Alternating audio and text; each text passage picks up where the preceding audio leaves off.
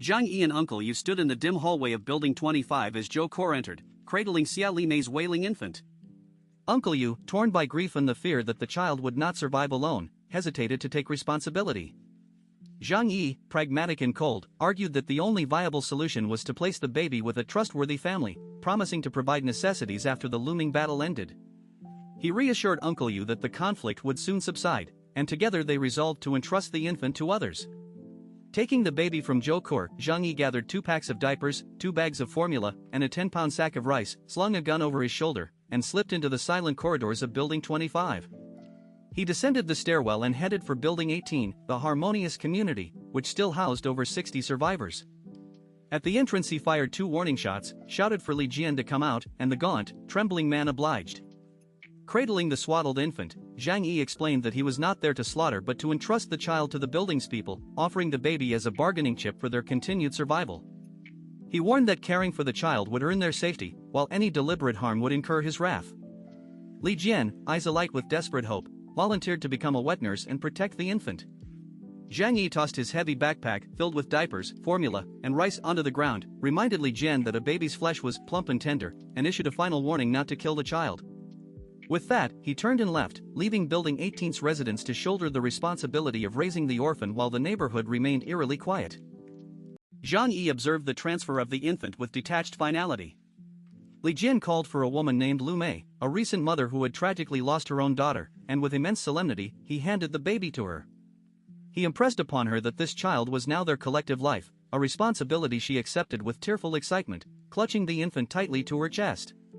With this act, Zhang Yi declared his own responsibility concluded, his casual smile masking a complete severance from the child's fate. Whether it lived or died was no longer his concern.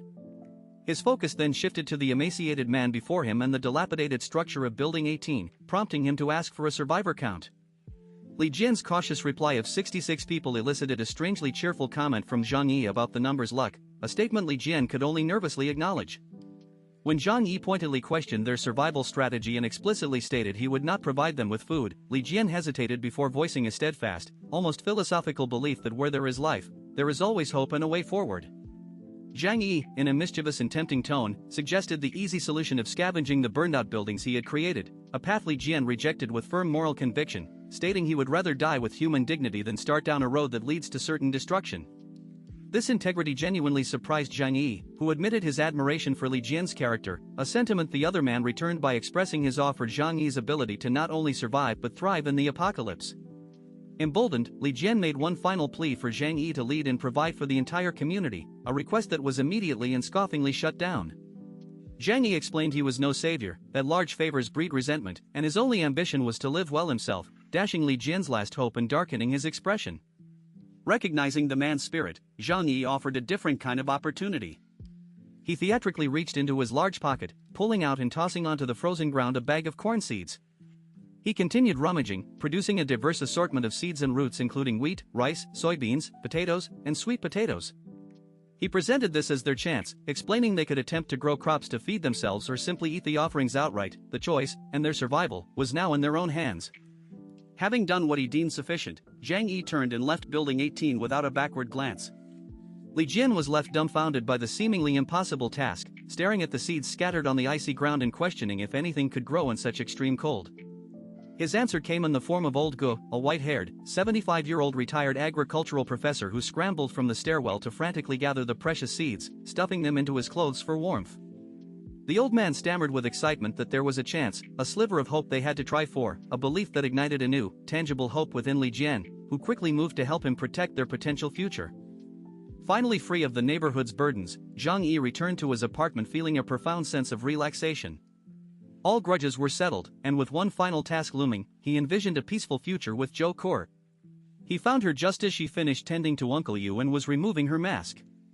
Lounging on the sofa, he announced he was hungry and ready for lunch, prompting her to dutifully head for the kitchen and apron. With a playful smile, Zhang Yi followed her, wrapping his arms around her from behind and declaring his intention to eat her.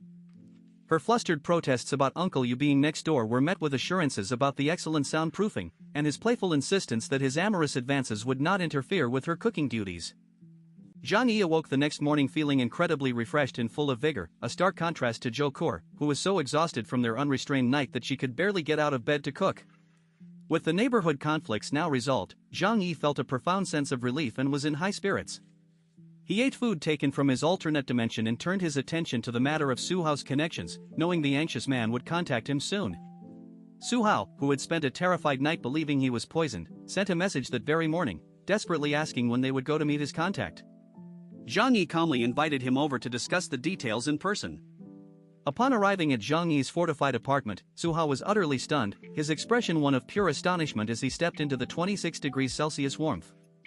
He murmured in disbelief, comparing the environment to paradise, and quickly shed his many layers of clothing, overwhelmed by the heat. He approached Zhang Yi with a disheveled, ingratiating manner, nervously outlining his plan to pretend to cooperate with Wang Ximing and then help Zhang Yi take him down when he opened the door. Zhang Yi, seated comfortably on his white sofa, remained calm and instructed the visibly humble Su Hao to sit, though Su Hao chose the carpet instead, afraid of soiling the expensive furniture.